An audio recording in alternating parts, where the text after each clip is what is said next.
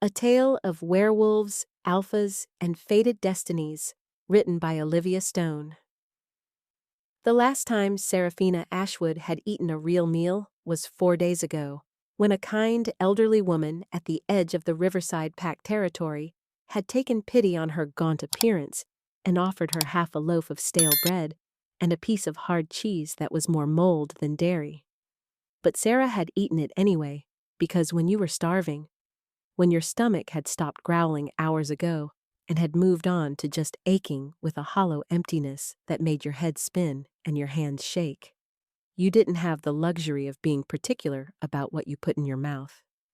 Now, standing in the crowded chaos of Blackwater Market, with the smell of roasting meat and fresh bread making her mouth water so intensely she had to swallow repeatedly to keep from drooling like some feral creature, Sarah clutched her small leather pouch containing 47 copper coins and tried to calculate whether she should buy food or save the money for a blanket, because winter was coming fast to the Northern Territories, and sleeping outside without proper covering would likely kill her before starvation did.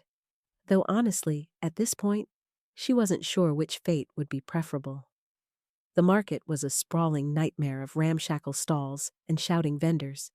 built in what had once been a prosperous trading post before the territorial wars had left it abandoned and claimed by rogues and outcasts who operated outside pack law.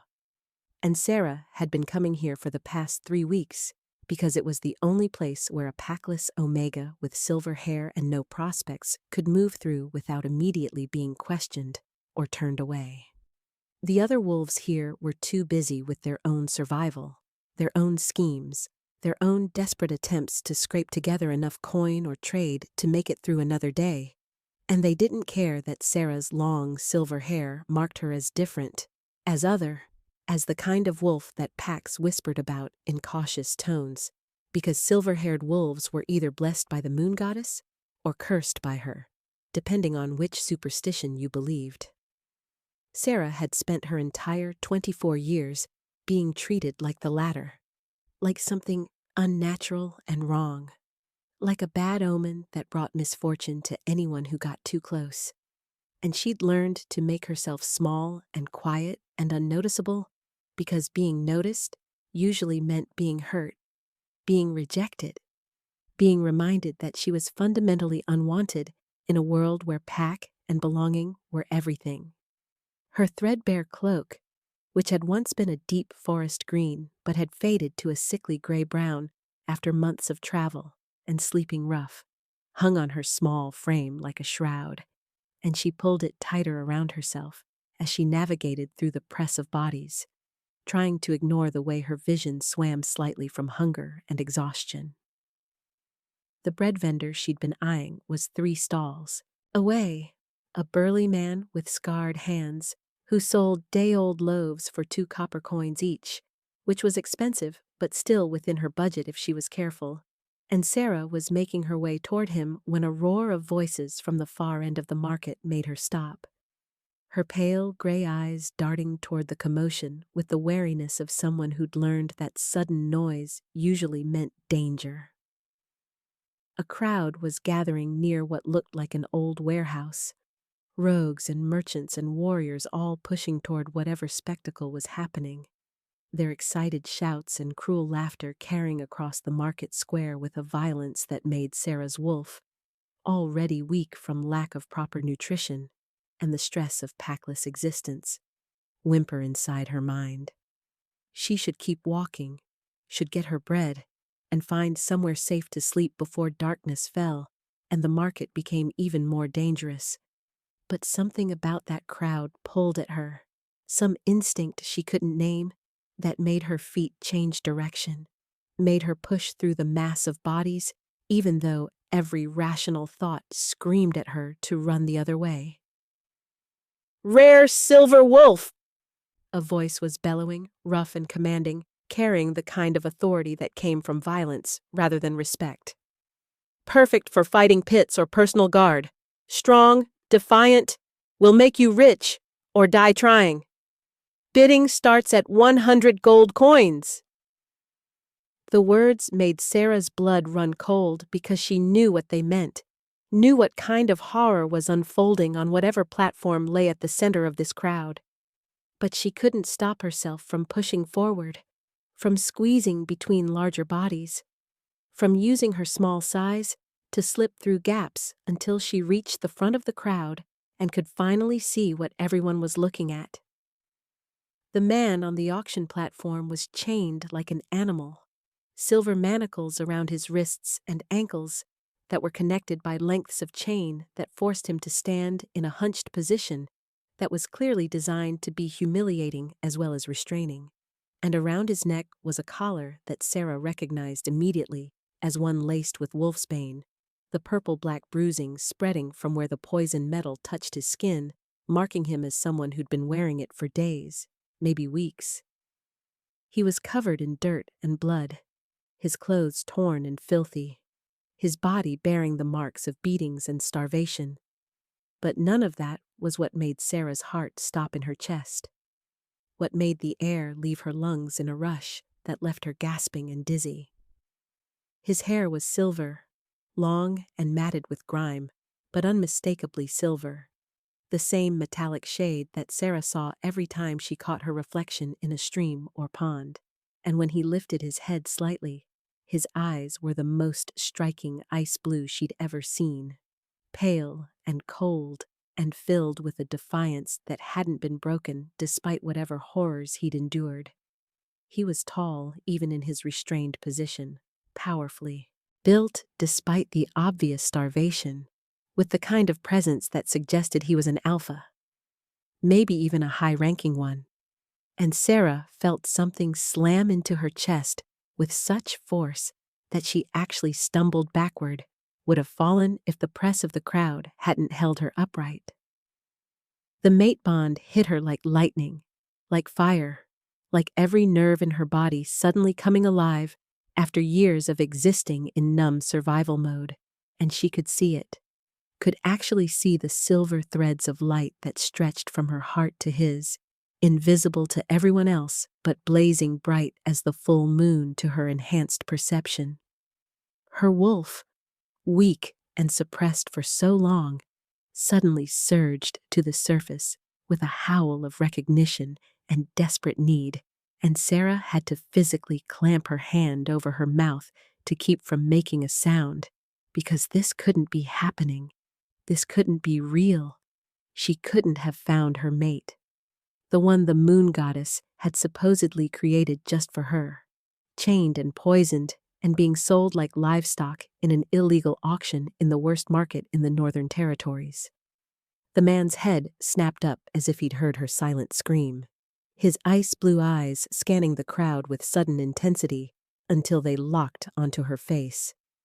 And Sarah watched as recognition flared in his gaze, as his nostrils flared trying to catch her scent over the stench of the crowd, as his entire body went rigid with the same shock and need and desperate recognition that was currently making her heart pound so hard she could feel it in her throat.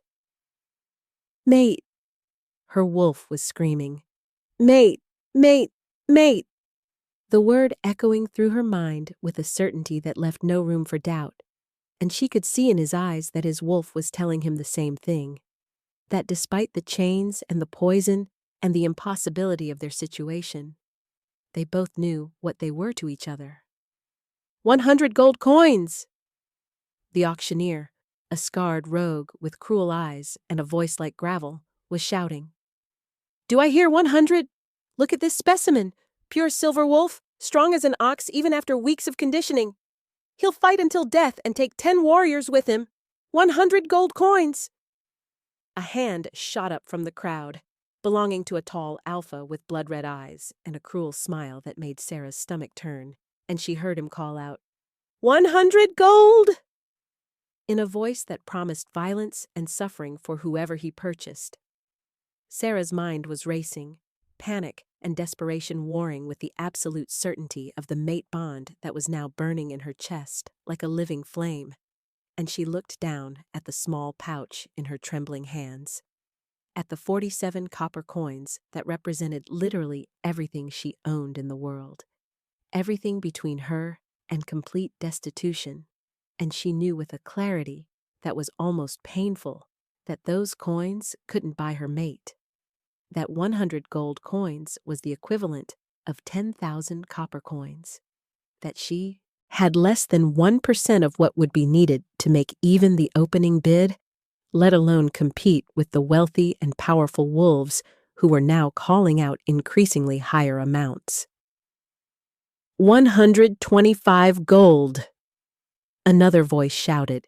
this one belonging to a merchant in expensive furs, who looked at the chained man like he was evaluating livestock. 150! The red-eyed alpha countered, his gaze fixed on the platform with an intensity that made Sarah's skin crawl because she could see the sadism in his face, could imagine exactly what kind of horrors he had planned for his purchase. The man on the platform was swaying now, the wolfsbane poisoning clearly taking its toll, his ice-blue eyes struggling to stay focused. But they kept drifting back to Sarah, kept locking onto her face like she was the only solid thing in a world that was spinning out of control, and she could feel his desperation through the mate bond that was now fully formed between them. Could feel his fear, not for himself, but for her. His mate, who he could scent in the crowd, but couldn't protect, couldn't reach, couldn't save from the dangerous situation she'd walked into. 200 gold coins! The red-eyed alpha shouted, and the auctioneer's grin widened because that was clearly more than he'd expected, more than this particular piece of merchandise should have been worth. 200 gold coins! Do I hear 250? Going once! The crowd had gone quieter now, watching to see if anyone would bid higher, and Sarah could see other wolves shaking their heads, backing away from the bidding, because 200 gold was a fortune, more money than most of them would see in a lifetime. Going twice! The auctioneer called, and Sarah felt time slow down, felt the weight of the moment pressing on her chest like a physical force, felt the mate bond screaming at her to do something, anything, to save the man who was meant to be hers, who the moon goddess herself had created as her perfect match, her other half, her destiny.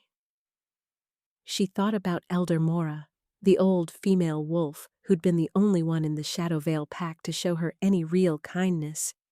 who'd told her before Sarah had been banished that the moon goddess never gave wolves challenges they couldn't handle, that sometimes faith meant taking action even when logic said it was impossible, that miracles only happened when someone was brave enough to reach for them. Sarah's hand was moving before her brain could fully process what she was doing, shooting up into the air with her small pouch of coins clutched in her shaking fingers, and she heard her own voice, thin and trembling, but somehow carrying across the sudden silence that had fallen over the crowd, calling out, 47 copper coins! In a tone that sounded simultaneously terrified and absolutely certain. The laughter that erupted from the crowd was immediate and cruel, rogues and merchants and warriors all finding hilarious entertainment in the packless Omega who thought she could bid on a silver wolf with pocket change, and Sarah felt heat flood her face, felt shame and humiliation burning through her. But she didn't lower her hand, didn't back down, didn't let their mockery stop her from walking forward on legs that threatened to give out with every step, pushing through the crowd that parted for her now, with jeering comments and rough shoves, until she stood at the base of the platform, looking up at the auctioneer with her chin raised in defiance, even as tears threatened to spill from her gray eyes. "Please," she said, and her voice was stronger now, steadier,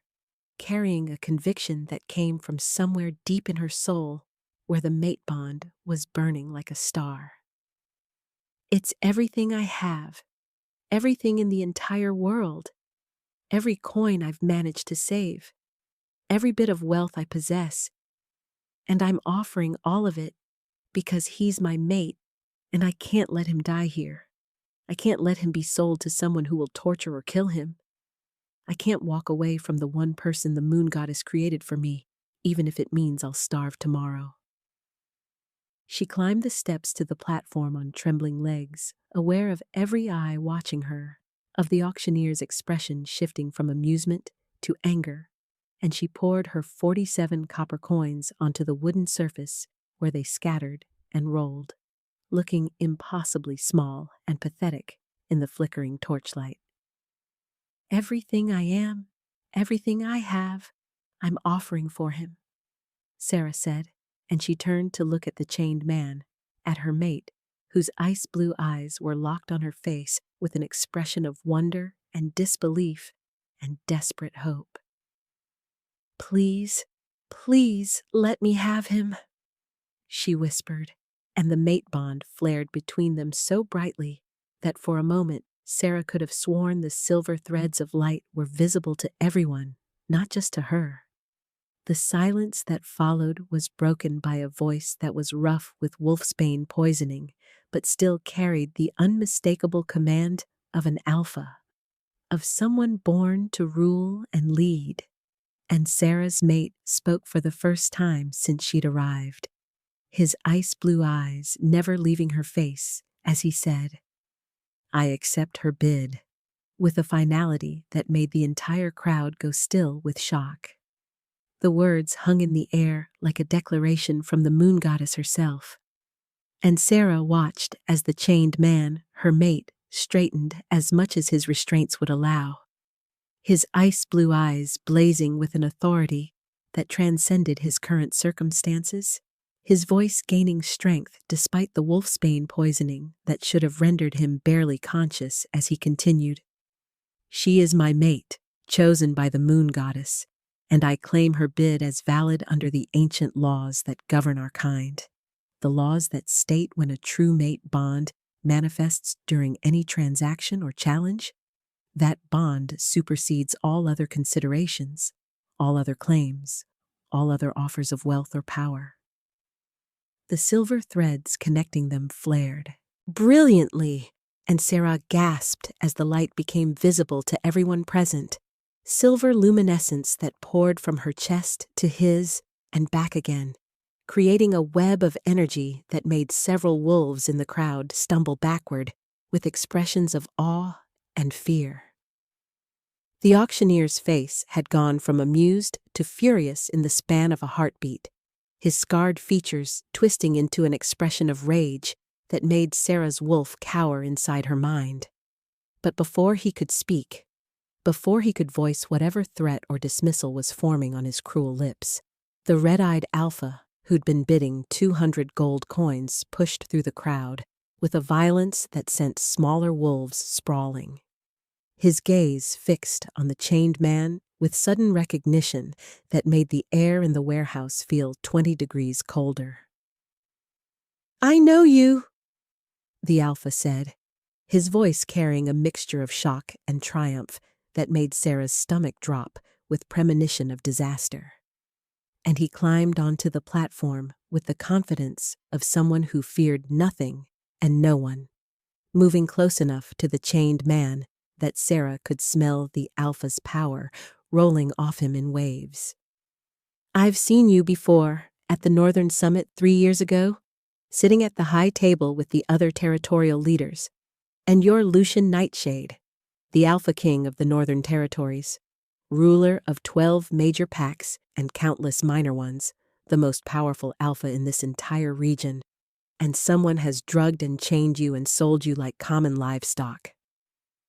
The revelation sent shockwaves through the crowd, wolves pressing forward to get a better look, voices rising in a cacophony of disbelief and excitement and calculating greed, because an Alpha King was worth far more than 200 gold coins, was worth a kingdom's ransom, was worth starting wars over, and Sarah felt her mate tense beside her. Felt through the bond his resignation and fury and desperate need to protect her from what was about to happen. The red-eyed alpha, who Sarah now realized must be Victor Bloodfang based on the crest embroidered on his expensive tunic, turned to the auctioneer with a smile that promised violence and said, "I'm increasing my bid to 500 gold coins, and I'm taking him now, along with the little silver-haired Omega, who seems to think 47 copper coins can buy an Alpha King because she's clearly touched by madness or moon magic, and either way, she'll make an interesting addition to my collection. The auctioneer was nodding eagerly, already reaching for the keys to the silver chains, clearly ready to hand over his merchandise to the highest bidder, and forget about ancient mate bond laws that he probably didn't believe in anyway. But Lucian moved faster than should have been possible for someone poisoned with wolfsbane, his chained hands coming up to grab Sarah's wrist and pull her against his body, positioning himself between her and Victor, with a snarl that made every wolf in the warehouse take an instinctive step backward. "The mate bond has manifested,"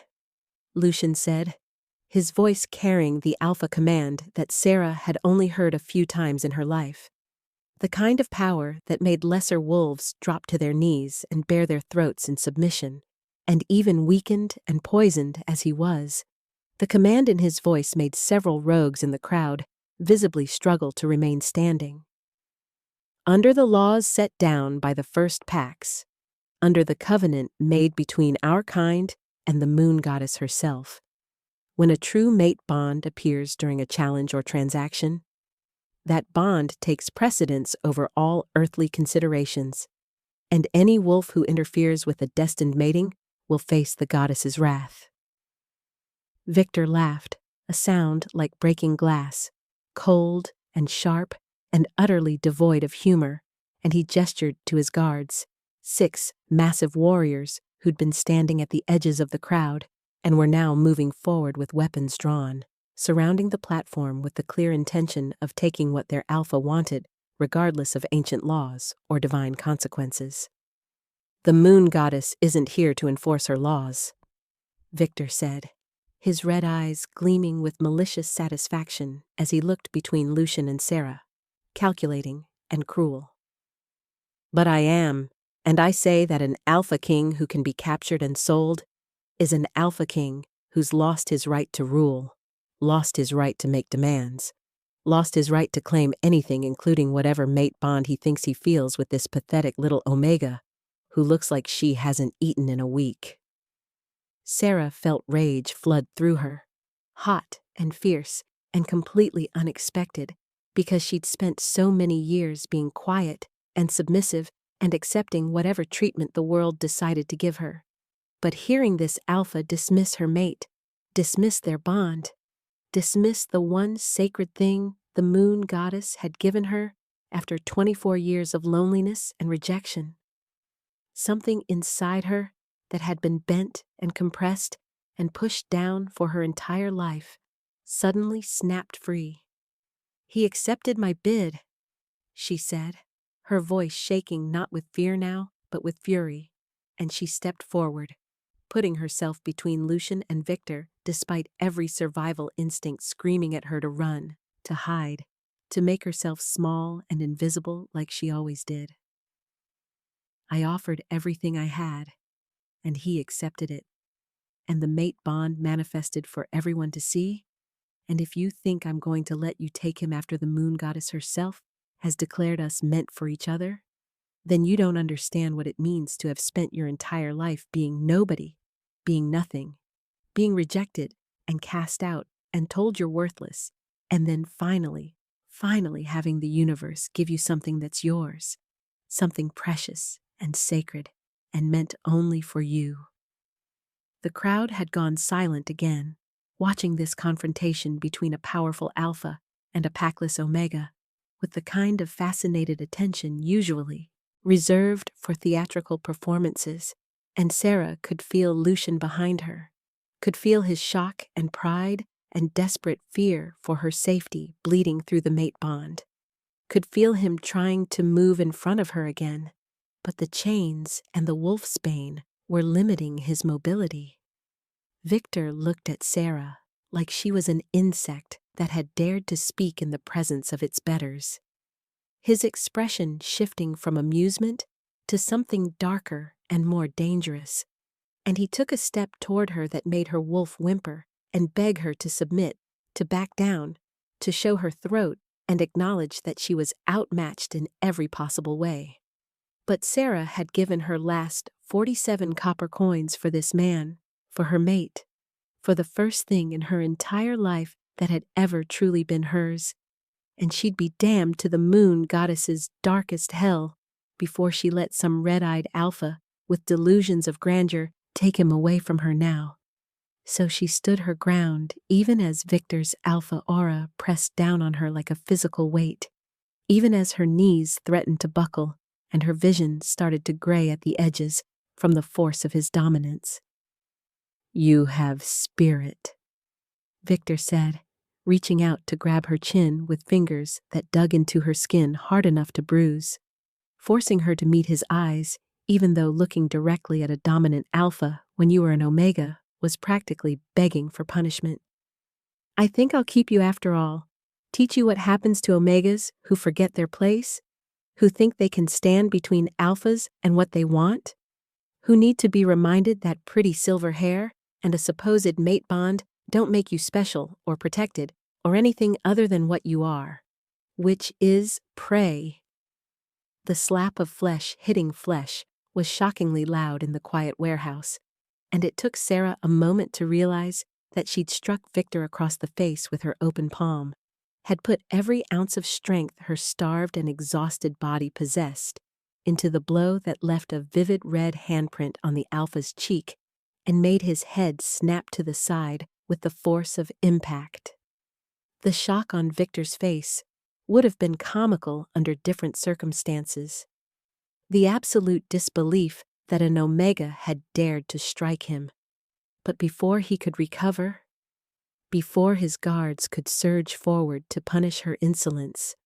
Lucian moved with a speed that should have been impossible given his condition, his chained hands coming up and over Sarah's head to wrap around Victor's throat, the silver manacles digging into the other alpha's windpipe, as Lucian pulled him backward with strength born of desperation and mate bond-fueled fury. "Touch her again, and I'll kill you," Lucian snarled, his voice transformed into something more wolf than man, his ice-blue eyes blazing with a light that seemed to come from somewhere beyond the physical realm. And Sarah felt power pour through the mate bond, felt something ancient and primal awakening between them, felt her own wolf surge forward with a strength she hadn't possessed moments before. The silver chains binding Lucian's wrists began to glow with an inner light that had nothing to do with the metal and everything to do with the energy flowing between mates, and Sarah watched in amazement as the metal began to crack, began to splinter, began to break under pressure that was coming not from physical strength, but from something far more powerful and far more dangerous to those who would keep them apart. Victor's guards rushed the platform, weapons raised, clearly intending to cut down both the escaped merchandise and the omega who'd complicated their alpha's simple transaction. But Sarah felt something inside her respond to the threat, felt her healing gift that had always been a quiet, gentle thing, suddenly transform into something wild and fierce and utterly beyond her control. She'd spent years learning to push her life energy into others to heal their wounds, to mend their broken bones, to cure their illnesses, but she'd never considered that if energy could flow outward to heal, it could also flow inward to harm, could be pulled from living things the same way it could be given to them,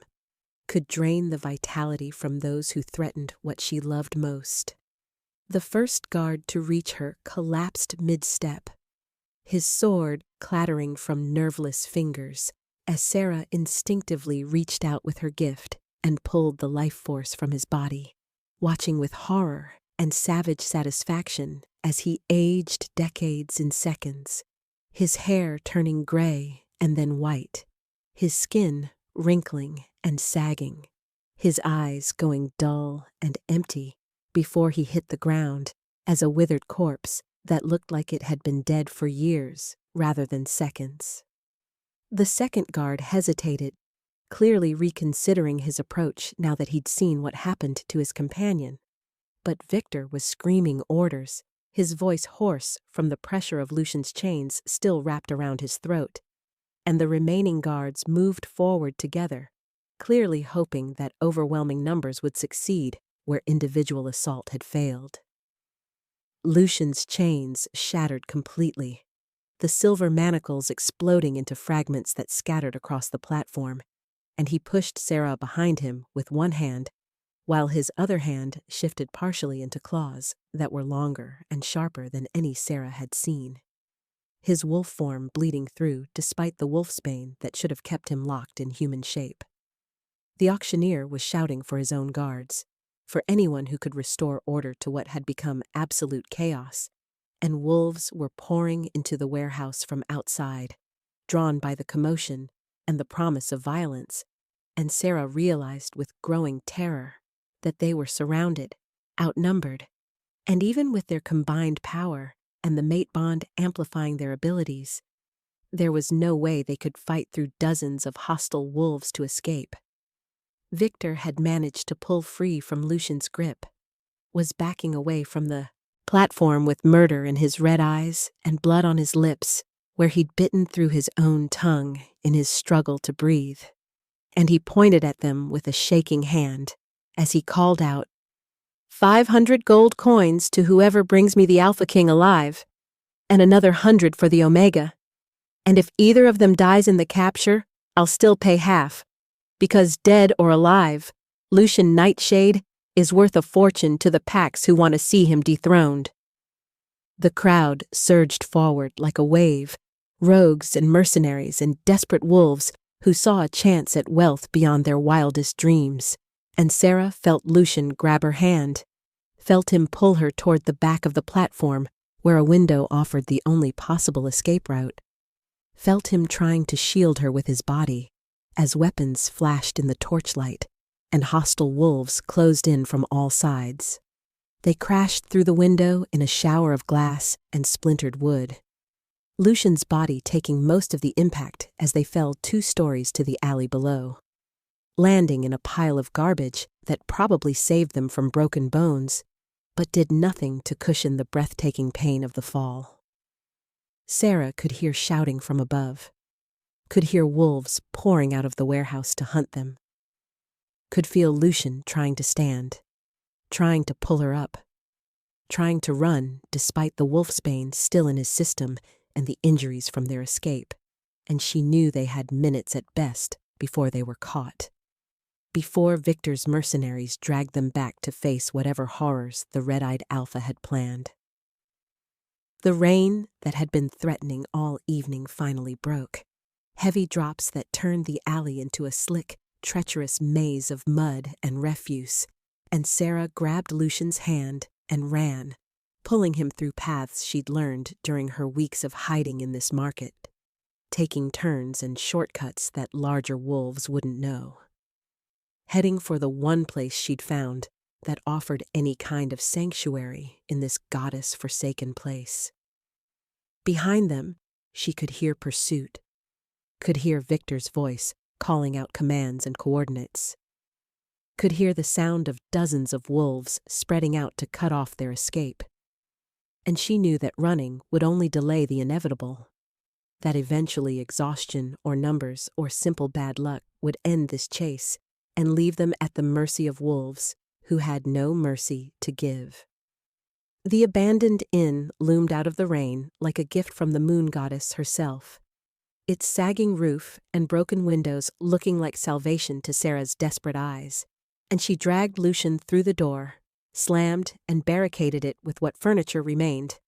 and turned to find her mate collapsing against the far wall, his body finally giving out from the combination of wolfsbane poisoning, injuries, and the massive expenditure of energy required to break his chains and fight their way free. His ice-blue eyes found hers in the darkness, filled with pain and determination and something that might have been an apology, and he managed to say, "I'm sorry. I'm so sorry you're caught in this. You should have kept your 47 copper coins and let me die, because now they'll kill you too, and I can't protect you. I can't even stand." And you deserve so much better than a mate who can't keep you safe? Before his eyes rolled back and he lost consciousness completely, leaving Sarah alone with an unconscious Alpha King, a building surrounded by hostile wolves, and the absolute certainty that if she didn't do something drastic in the next few minutes, they were both going to die in this miserable abandoned inn without ever having the chance to explore what their mate bond could become. Sarah knelt beside Lucian's unconscious form in the darkness of the abandoned inn, listening to the shouts of Victor's mercenaries getting closer with every passing second. And she made a decision that would either save them both or kill her in the process, placing her trembling hands on her mate's chest, where she could feel his heart beating too slowly, too weakly, poisoned by the wolfsbane that was still coursing through his system and draining his strength with every moment that passed. She'd spent her entire life being told that her healing gift was her only value, the one thing that made her useful enough to tolerate despite her strange silver hair, and her tendency to be too soft, too emotional, too willing to sacrifice herself for others. But her caretakers had also warned her repeatedly that healing came with a cost, that every injury she mended required her to give a piece of her own life force, and that pushing too hard, giving too much, would drain her completely and leave her as dead as the patients she was trying to save. Elder Mora had been particularly adamant about this, had made Sarah swear on the moon goddess herself that she would never, ever attempt to heal someone who was as badly injured as Lucian clearly was, because the amount of energy required to purge wolfsbane poisoning from an alpha's system would be enough to kill 3 omegas, much less one who was already starved and exhausted and running on nothing but desperation and the newly formed mate bond that was currently screaming at her to save him, to fix him, to do whatever was necessary to keep her other half alive. But as Sarah sat there with her hands on Lucian's chest, feeling the shallow rise and fall of his breathing and hearing the sounds of pursuit getting louder outside, she realized that all those warnings and cautionary tales had been given by wolves who'd never found their true mate, who'd never experienced the soul-deep certainty that came from looking at another person and knowing, absolutely knowing, that they were the other half of your existence, the piece that made you complete, the one the moon goddess herself had created specifically to fit against your jagged edges and broken places. She'd given her last 47 copper coins to claim this man, had stood in front of an angry Alpha and his armed guards to defend him, had struck Victor Bloodfang across the face, knowing it would likely get her killed, and she'd be damned if she was going to let him slip away now, just because healing him might drain her own life in the process. Because what was the point of surviving if the one person who made survival worthwhile was gone? What was the point of protecting her own life force if she had to spend the rest of her existence knowing she'd chosen her own safety over her mate's life? The decision made, Sarah closed her eyes and reached deep inside herself, past the shallow reservoir of energy she normally used for minor healings, past the warning signs that told her she was approaching dangerous territory, past the safety limits that Elder Mora had drilled into her consciousness, with stern lectures and cautionary tales about healers who'd given too much and paid with their lives, reaching down into the very core of her being, where her life force burned like a silver flame. The power that rose up in response to her call was different from anything she'd experienced before, was raw and primal and vast in a way that her normal healing gift had never been, and Sarah realized with a shock that the mate bond was doing something to her abilities, was amplifying them, was connecting her to Lucian's own power in a way that created something entirely new and infinitely more potent than what either of them possessed alone. She could feel the wolfsbane in his system like a dark stain spreading through his veins, could sense how the poison was attacking his wolf form and keeping him trapped in weakness. And she gathered her power and his power and the strange combined energy of their mate bond and pushed it all into him with an intensity that made her entire body arc backward with the force of transmission. The silver light that exploded from their joined forms was bright enough to illuminate the entire abandoned inn, bright enough to be seen through the broken windows and cracked walls, bright enough to make the pursuing wolves outside stumble to a halt with expressions of awe and fear and superstitious terror. Because this wasn't normal healing magic, wasn't the gentle green glow that most healers produced when mending broken bones or curing infections. This was something ancient and powerful and utterly beyond the comprehension of modern wolves who'd forgotten the old stories about life weavers and soul bonders and the legendary mates whose combined power had once been strong enough to reshape territories and end wars. Sarah could feel the wolfsbane being burned out of Lucian's system, could feel his wounds closing and his strength returning, could feel his wolf surging back to full consciousness with a roar of power that made the building shake, but she could also feel herself weakening, could feel her own life force draining away faster than she'd anticipated, could feel darkness creeping in at the edges of her vision as she gave and gave and gave everything she had, and then reached deeper to give even more. Strong hands caught her before she could collapse completely, and Sarah opened eyes she hadn't realized she'd closed to find Lucian awake and staring at her with an expression of wonder and horror and fierce protectiveness. His ice blue eyes clear and bright and free from the haze of wolfsbane poisoning, his body radiating health and power that seemed impossible given how close to death he'd been just moments before. "What did you do?" he asked, his voice rough with emotion as he pulled her against his chest. And Sarah could feel through the mate bond his terror at how weak she was,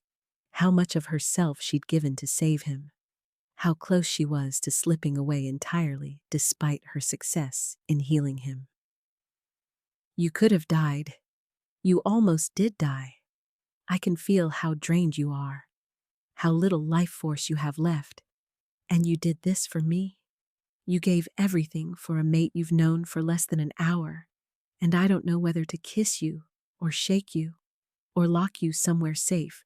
where you can't sacrifice yourself for unworthy males who don't deserve the gift you've given." Sarah tried to answer, but found she didn't have the strength for words, could only lean against him and let him support her weight as exhaustion and energy depletion pulled her toward unconsciousness. But before the darkness could claim her completely, she felt something remarkable happening, felt energy flowing back into her body through the mate bond, felt Lucian giving her his strength in return for what she'd given him, felt the bond working both ways to balance them and ensure that neither of them would fall. The sensation was indescribable, was like being filled with sunlight and starlight and moonlight all at once, was power and warmth and safety and belonging all wrapped together in a package that made Sarah's wolf sing with joy despite their desperate circumstances. And when she opened her eyes again, she found that several minutes had passed and she was strong enough to stand, to move, to face whatever came next with her mate at her side.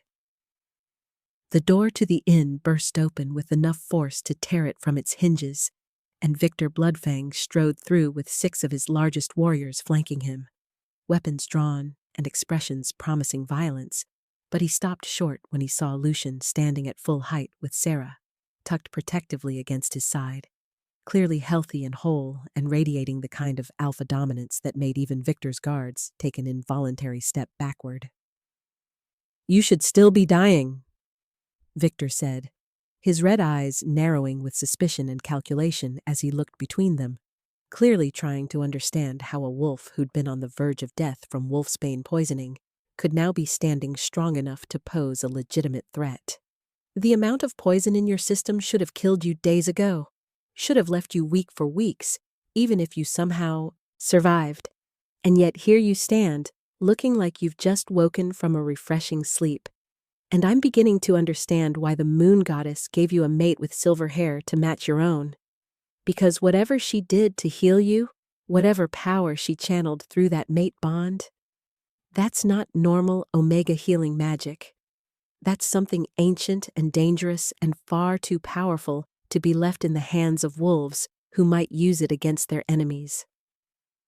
Lucian's response was a growl that made the wooden floor beneath their feet vibrate with the force of his displeasure.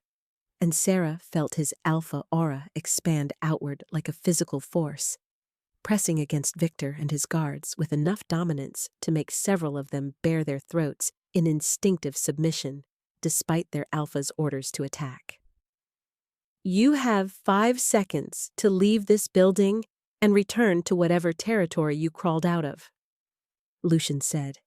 his voice carrying the weight of absolute authority,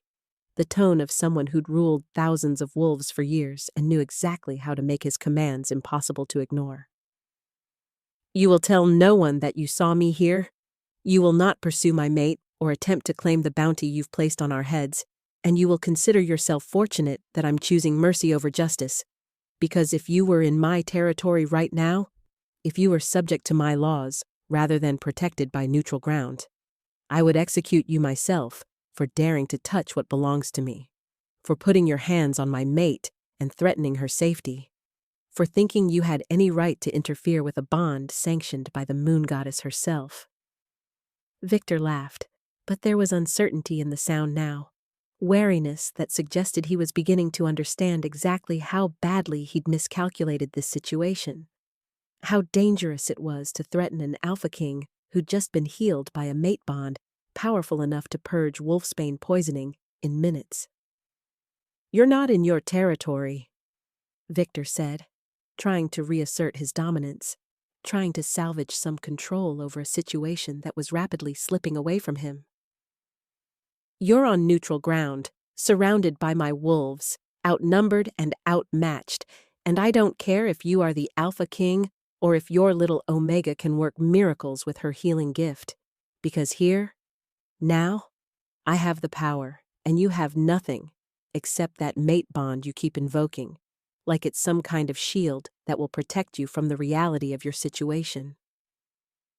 The sound of breaking glass from multiple windows made everyone freeze, and Sarah watched as 12 massive wolves in full combat gear crashed through every opening in the abandoned inn simultaneously, moving with the kind of coordinated precision that spoke of years of training and absolute loyalty, surrounding Victor and his guards before any of them could react. The largest of the newcomers, a silver-streaked warrior with scars that marked him as a veteran of countless battles, shifted smoothly to human form and dropped to one knee in front of Lucian, his voice rough with emotion as he said, "Alpha King, we've been searching for you for 2 weeks, tracking every rumor and following every lead, and when we saw that silver light from half a mile away, we knew it had to be you, knew that only your power could create such a display, and we came as fast as we could to bring you home where you belong." Lucian's response was immediate, pulling the warrior to his feet and embracing him with the kind of affection that spoke of deep friendship and absolute trust. And Sarah realized this must be Commander Riker, the captain of the elite guard, whose reputation was legendary, even among wolves who'd never set foot in the Northern Territories. "Riker," Lucian said, his voice thick with relief and gratitude, and then he turned to pull Sarah forward, his arm around her shoulders, both possessive and protective as he addressed not just his commander, but all of the elite guard warriors who were now watching her with expressions of intense curiosity. This is Seraphina Ashwood, my mate, my Luna, the female who saved my life when she had every reason to walk away, who gave her last 47 copper coins to claim me at an illegal auction, who stood between me and Victor Bloodfang, knowing she'd likely die in the process, who drained herself nearly to death healing me from wolfsbane poisoning that should have been fatal, and who deserves every honor and protection that the Northern Territories can provide. The elite guard warriors immediately dropped to their knees in a gesture of respect that Sarah had only ever seen directed at pack alphas and visiting dignitaries, their voices joining together in a formal pledge that made tears spring to her eyes because these fierce, legendary warriors were swearing their loyalty to her, to the packless Omega with silver hair who'd never belonged anywhere, who'd never been wanted by anyone, who'd spent 24 years being treated like she was cursed and unworthy and fundamentally wrong. Victor and his guards were backing toward the door now, clearly recognizing that the situation had shifted entirely out of their favor. That 12 elite guard warriors, plus a fully healed Alpha King, plus a mate with unprecedented healing abilities were more than enough to overcome any advantage Victor might have thought he possessed. But before they could escape, Lucian's voice stopped them with a command that resonated with the weight of royal authority. Victor Bloodfang, you are hereby banished from the Northern Territories and all lands under my protection, Lucian declared, his ice-blue eyes cold and merciless as he stared at the red-eyed alpha who'd threatened his mate. You will spread word among the packs that any wolf who harms Seraphina Ashwood, who questions her right to stand as Luna, who treats her with anything less than the absolute respect she deserves, will answer to me personally, and you will consider yourself fortunate that I'm showing mercy for the sake of my mate who believes in second chances, because my instinct is to end you here and now for putting your hands on her, for threatening her safety, for thinking you had any claim to what the moon goddess herself has declared mine. The journey back to the Northern Palace took 3 days, with the elite guard forming a protective escort around Lucian and Sarah as they traveled through territories that erupted with joy at their Alpha King's return, wolves pouring out of packhouses and den sites to witness the arrival of their ruler and his mysterious silver-haired mate. Sarah spent those 3 days in a daze of disbelief and wonder, trying to process the reality that she'd gone from starving and alone to mated to the most powerful alpha in the region, trying to understand how her life had transformed so completely in the space of a few hours, trying to accept that the mate bond pulsing warm and constant in her chest was real and permanent and would never leave her alone again. Lucian spent those same 3 days courting her properly, sharing his food and his warmth and his stories, telling her about the kingdom she would help him rule, asking about her life and her dreams and her fears, treating her not like a possession he'd acquired, but like an equal partner whose opinions and feelings mattered as much as his own. And Sarah found herself falling in love with him, not just because fate had declared them mates, but because of who he was, how he treated others, how he made her feel valued and cherished, and fundamentally worthy of the gift the moon goddess had given them both.